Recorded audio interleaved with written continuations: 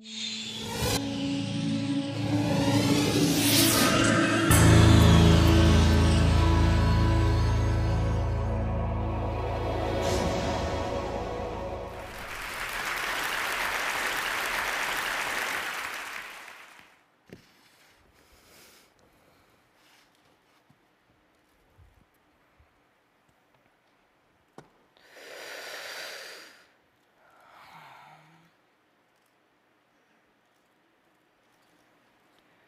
I didn't always make my living from music. For about the 5 years after graduating from an upstanding liberal arts university, this was my day job. I was a self-employed living statue called the 8-Foot Bride, and I love telling people I did this for a job because everybody always wants to know who are these freaks in real life. Hello. I painted myself white one day, stood on a box, put a hat or a can at my feet, and when someone came by and dropped in money, I handed them a flower and some intense eye contact. And if they didn't take the flower, I threw in a gesture of sadness and longing as they walked away.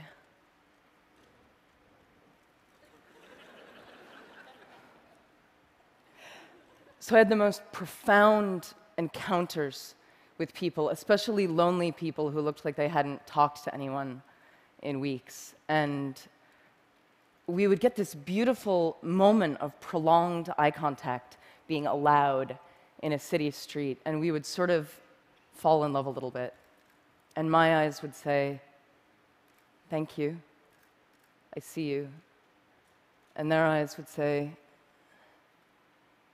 "Nobody ever sees me. Thank you." And I would get harassed. Sometimes people would yell at me from their passing cars, "Get a job!" And I'd be like, "This is my job." But it hurt because it made me fear that I was somehow doing something unjob-like and unfair, shameful. I had no idea how perfect a real education I was getting for the music business on this box. And for the economists out there, you may be interested to know I actually made a pretty predictable income, which was shocking to me given I had no regular customers, but pretty much $60 on a Tuesday, $90 on a Friday. It was consistent. And meanwhile, I was touring locally and playing in nightclubs with my band, the Dresden Dolls. This was me on piano, a genius drummer. I wrote the songs. And eventually, we started making enough money that I could quit being a statue. And as we started touring, I really didn't want to lose this sense of direct connection with people because I loved it. So after all of our shows, we would sign autographs and hug fans and hang out and talk to people.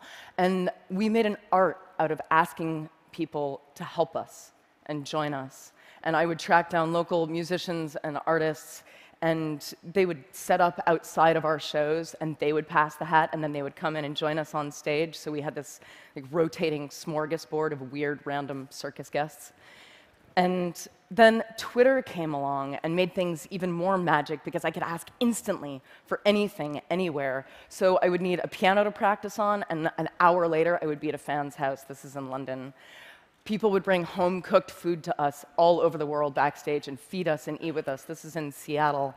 Fans who worked in museums and stores and any kind of public space would wave their hands if I would decide to do a last-minute spontaneous free gig. This is a library in Auckland.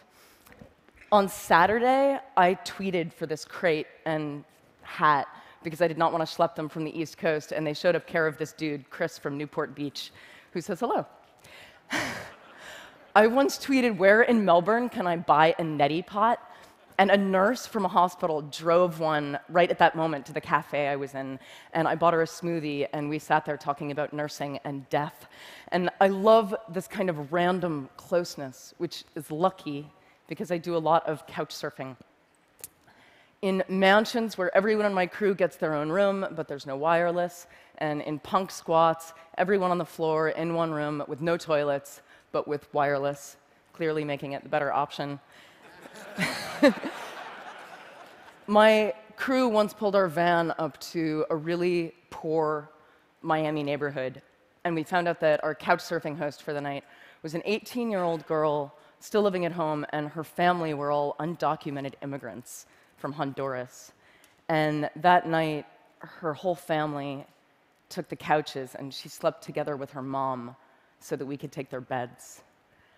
And I lay there thinking, these people have so little.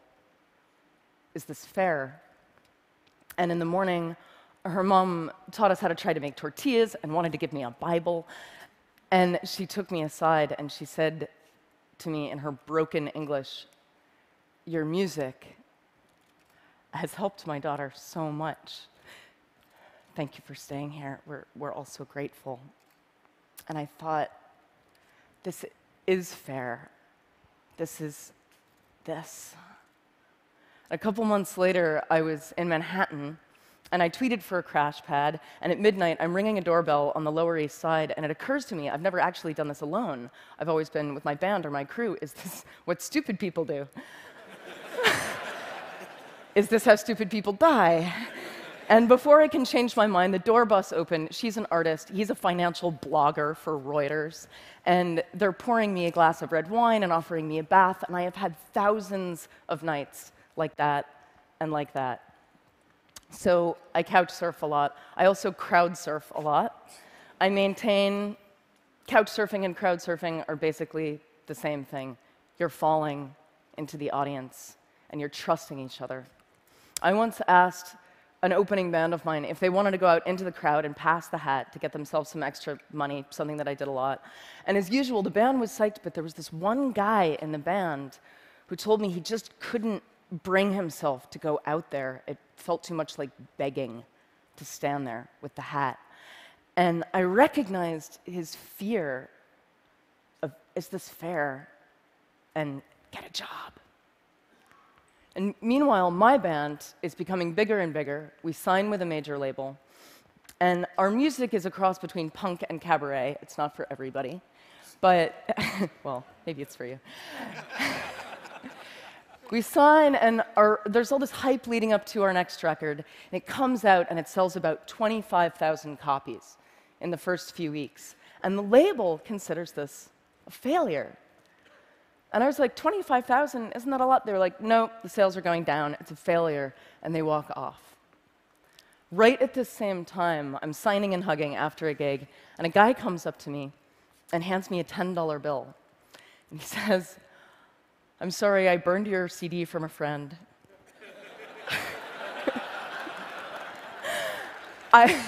But I read your blog, I know you hate your label, I just want you to have this money. And this starts happening all the time. I become the hat after my own gigs, but I have to physically stand there and take the help from people. And unlike the guy in the opening band, I've actually had a lot of practice standing there. Thank you. And this is the moment I decide I'm just going to give away my music for free online whenever possible. So it's like Metallica over here. Napster, bad. Amanda Palmer over here. And I'm going to encourage torrenting, downloading, sharing, but I'm going to ask for help because I saw it work on the street. So I fought my way off my label, and for my next project with my new band, the Grand Theft Orchestra, I turned to crowdfunding. And I fell into those thousands of connections that I'd made, and I asked my crowd to catch me. And the goal was $100,000. My fans backed me at nearly $1.2 million, which was the biggest music crowdfunding project to date. And you can see how many people it is. It's about 25,000 people. And the media asked, "Amanda, the music business is tanking and you encourage piracy. How do you make all these people pay for music?" And the real answer is, I didn't make them. I asked them. And through the very act of asking people, I'd connected with them. And when you connect with them, people want to help you. It's kind of counterintuitive for a lot of artists. They don't want to ask for things, but it's not easy. it's not easy to ask. And a lot of artists have a problem with this. Asking makes you vulnerable. And I got a lot of criticism online after my Kickstarter went big for continuing my crazy crowdsourcing practices, specifically for asking musicians who are fans if they wanted to join us on stage for a few songs in exchange for love and tickets and beer. And this was a doctored image that went up of me on a website. And this hurt in a really familiar way. And people saying, "You're not allowed anymore to ask for that kind of help," really reminded me of the people in their cars yelling, "Get a job," because they weren't with us on the sidewalk, and they couldn't see the exchange that was happening between me and my crowd, an exchange that was very fair to us, but alien to them. So this is slightly not safe for work. This is my Kickstarter backer party in Berlin. At the end of the night, I stripped and let everyone draw on me. Now, let me tell you, if you want to experience the visceral feeling of trusting strangers, I recommend this, especially if those strangers are drunk German people. This was a ninja master level fan connection, because what I was really saying here was, I trust you this much. Should I? Show me. For most of human history, musicians, artists, they've been part of the community, connectors and openers, not untouchable stars.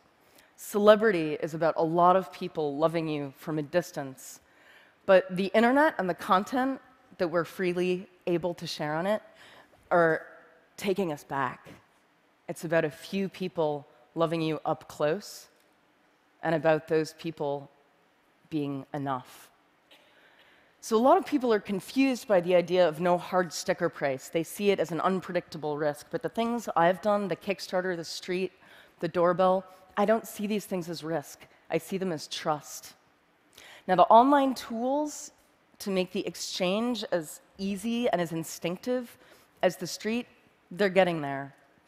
But the perfect tools aren't going to help us if we can't face each other and give and receive fearlessly, but more important, to ask without shame. My music career has been spent trying to encounter people on the internet the way I could on the box. So blogging and tweeting, not just about my tour dates and my new video, but about our work and our art and our fears and our hangovers, our mistakes, and we see each other. And I think when we really see each other, we want to help each other. I think people have been obsessed with the wrong question, which is, how do we make people pay for music? What if we started asking, how do we let people pay for music? Thank you.